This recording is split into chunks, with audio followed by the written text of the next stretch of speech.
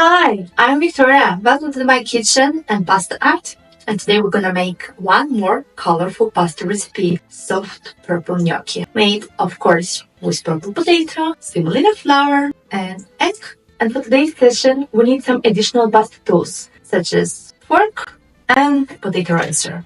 Okay, let's dive into the process. First, take one large baked potato. You want it nice and fluffy on the inside.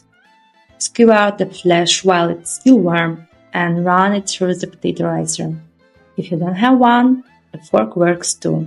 Just smash it really well. Crack in one egg and start mixing.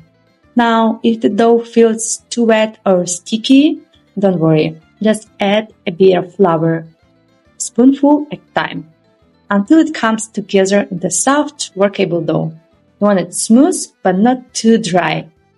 Lightly flour your surface and roll the dough into long ropes, like a little pasta sausage.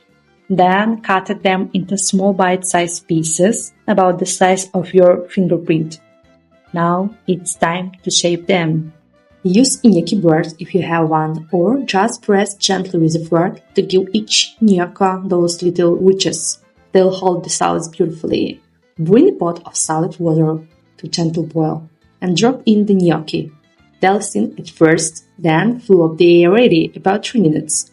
While those cooking, let's stack sauce. In a pan, warm up generous spoonful of sour cream, melted some gorgonzola, and toss in a handful of chopped walnut. Let it get nice and creamy, rich, but not too heavy. Once the gnocchi float, scoop them straight into the sauce. Toast gently for 2-3 minutes so they soak up all the flavor. Now plate it up. And few crispy sage leaves on the top. And sprinkle of extra walnut on the crunch. And that's it!